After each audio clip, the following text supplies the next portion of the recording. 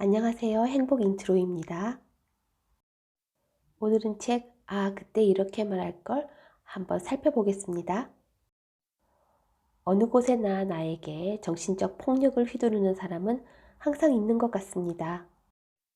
그런 상대를 대하는 나의 태도 한번 알아보겠습니다. 우선 나의 태도를 바꿔라. 말과 행동은 그에 따라온다.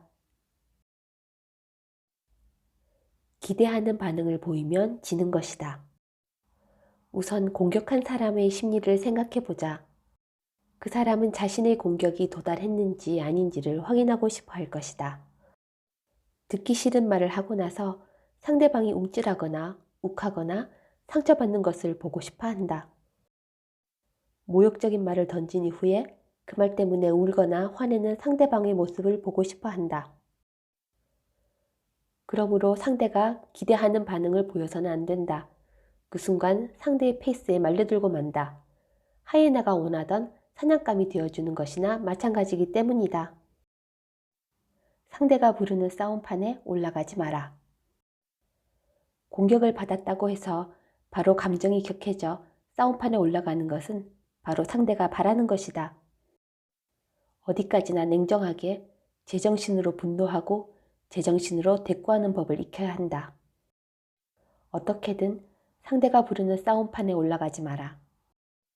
감정적으로 반응하여 결국 상대에게 만만한 샌드백이 되지 않으려면 그야말로 차분한 마음의 자세가 필요하다. 우선 상황에 압도당하지 않고 냉정하게 상대를 관찰할 줄 알아야 한다. 내가 만약 공격을 당했다면 나를 공격한 그 사람에게 자신이 불행한 사람이라는 것을 깨닫게 해줘야 한다. 그러기 위해서는 방어적인 자세를 취해서는 안 된다. 내가 마치 상대의 마음을 꿰뚫어 보고 있는 듯한, 위에서 그 사람의 모든 것을 다 내려다보고 있는 듯한 인상을 풍겨야 한다. 꼭 차분한 마음으로 이 사람은 왜 이런 말을 할까 하고 생각하라. 심호흡을 해라. 흥분된 감정을 가라앉혀라. 내가 공격을 받았을 때 내 탓이야, 내가 나빴어 라는 생각을 해서는 안 된다. 타인을 공격하는 사람들은 당신이 나쁘다, 당신한테 이런 나쁜 점이 있으니까 내가 당신을 비난하고 책상을 두들기고 있는 것이다 라는 취지의 발언을 한다. 당신이 죄책감을 느끼게끔 만드는 발언이다. 이것이 그들의 전략이다. 그러니 절대로 그 취지에 부응해서는 안 된다. 공격적인 사람을 상대할 때는 상대의 감정과 나 자신의 감정에 경계선을 긋는 것이 중요하다. 상대방의 감정은 그 사람의 것이지 내 것이 아니다. 그가 흥분한다고 해서 나까지 거기에 휘말려들 필요가 없다는 것이다. 당신의 감정과 나의 감정은 다릅니다.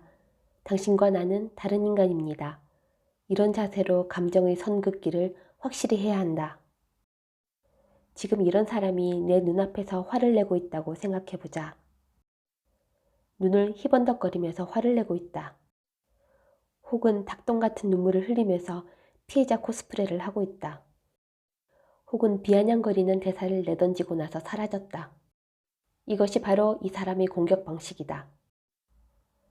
하지만 이들이 얼마나 화를 내든 울부짖든 심한 말을 하든 그것이 내 마음에 침투하기 전에 공중에서 증발해 사라지는 것이라고 상상해보자. 마치 내 몸을 둘러싼 강력한 방어망이 있다고 생각해보는 것이다. 그들의 감정은 어디까지나 그들의 것이다. 당신의 감정도 어디까지나 당신만의 것이다. 그것을 잊지 말아야 한다. 아무리 이렇게 결심한다고 해도 막상 타인으로부터 공격을 받으면 도저히 냉정하게 있을 수 없는 사람, 쇼크를 받아 몸이 굳어지는 사람도 많을 것이다. 몸이 저절로 반응해버려서 도저히 결심한 대로 실행이 안 되는 것이다. 표정 관리가 안 되거나 말문이 막히거나 눈물이 쏟아질 수도 있다. 감정을 억제할 수 없다면 조금씩 밖으로 드러내라. 물론 감정을 있는 그대로 드러내면 상대에게 무시당할까봐 걱정이 될 수도 있다. 이때 한 가지 팁이 있다. 감정을 있는 그대로 드러낼 때 얼굴을 들고 상대를 정면에서 응시하는 것이다. 울면서도 상대의 얼굴을 쳐다봐라. 경직되어 아무 말도 할 수 없어도 상대의 눈을 지그시 바라봐라. 이런 제스처는 나는 이 정도로는 도망가지 않는다라는 의사 표현이다. 중요한 것은 아무리 공격을 받아도 마음속으로 지금 나는 인생 경험을 쌓고 있다라고 스스로에게 말해주는 것이다. 이걸로 오늘도 또 경험을 쌓았네. 이제 나는 곧 천하무적이 되겠어. 라고 마음속으로 되뇌어 보는 것이다. 역으로 생각해보면 이런 경험을 쌓지 못한 사람은 인간관계에 매우 취약한 사람으로 전락한다. 지금 당장 이런저런 말을 들어 속상할 수도 있지만 이 일로 또 한 번 인생 경험을 쌓았다고 생각하면 된다. 예의 바르고 친절한 사람에게는 나도 그렇게 응해야 한다. 하지만 부당한 요구를 하는 상사나 상처 주는 말을 아무렇지도 않게 하는 친구에게까지 친절할 필요가 있을까? 당신이 모두에게 사랑받고 싶다, 좋은 사람으로 보이고 싶다, 누구에게나 친절해야 한다고 착각하고 있는 것은 아닐까? 마키아벨리는 정량론에서 다른 인격을 연계하는 것은 경우에 따라 현명한 방법이 될 수 있다고 말했다. 항상 좋은 사람이 아니라 일시적으로 다른 인격이 되는 것이 현명한 경우도 있다는 것이다. 자신을 공격하는 사람에게 좋은 사람이 될 필요는 없다. 오히려 그런 사람한테는 너무 좋은 사람이 되지 않도록 주의하는 게 옳다. 애초에 상대는 나를 공격하고 상처를 주고 괴롭히고 혹은 이용하면서 쾌감을 느끼는 사람이기 때문이다. 그런 사람에게 진정 좋은 사람이 되고 싶은가? 내 마음을 솔직히 들여다보며 천천히 생각해보자. 겸손의 미덕이 통하는 사람은 확실히 있다. 하지만 애초에 글러먹은 사람이 나의 겸손한 태도나 예의 바른 대응 때문에 바뀔 수 있을까? 마키아벨리도 겸손의 미덕으로 상대의 거만함을 이길 수 있다고 믿는 자는 잘못을 범하게 된다 라고 썼다. 겸손의 미덕으로 공격적인 상대를 쳐부술 수 있다고 생각하는 것은 오산이다.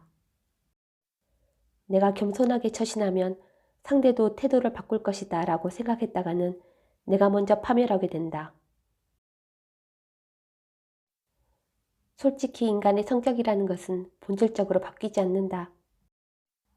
3살 버릇 80까지 간다라는 속담이 말해주듯 웬만한 생사의 기로에 서본 적이 있는 사람이 아니라면 인간은 좀처럼 변하지 않는다. 그렇다면 어떻게 해야 할까? 다른 인격을 연기하는 것은 경우에 따라 현명한 방법일 수 있다. 즉 상대에 따라 그때그때 자신의 태도를 바꿔보라는 것이다. 항상 진실된 나의 모습을 보여주려고 애쓰지 않아도 된다. 그런데 악의적인 공격이 아닌 상대가 정말로 나를 위해 조언하는 경우도 있다. 정말로 나를 위해 해주는 말이지만 듣기 싫은 경우가 있기 마련이다. 이때 그 사람이 진심으로 가르쳐주고 싶어 하는지 아닌지를 꿰뚫어 봐야 한다. 이것을 판단하는 능력을 갖기 위해서는 우선 나 자신의 몸과 마음에 믿음이 있어야 한다. 내 몸과 마음은 솔직하게 반응하게 되어 있다. 그것을 제대로 관찰하기만 하면 된다. 예를 들어 어떤 사람에게 심한 말을 들었다고 치자. 그 사람은 당신을 위해서 해주는 말이라고 표현한다. 하지만 그 말을 듣고 몸이 너무 축 처진다던가 우울한 마음이 드는가? 그런 말을 하는 사람을 왠지 만나기가 싫어지는가? 만약 그렇다면 그것은 악의적인 공격이라고 봐야 한다. 내 몸과 마음은 리트머스 시험지이기 때문이다. 지금까지 나를 공격하는 사람을 대하는 태도에 대해서 알아봤습니다. 나를 공격하는 사람 앞에서 오히려 의연하고 담담한 모습을 보여줘야겠습니다. 상대방의 말을 듣고 내가 괴로워하면 할수록 그 사람은 오히려 그것을 즐길 뿐입니다. 길게 봤을 때 내가 행복해지면 된다고 스스로에게 말해줍시다. 어쩌면 그것이 지금 당장 그 사람을 말로 이기는 것보다 훨씬 중요할지도 모르겠습니다.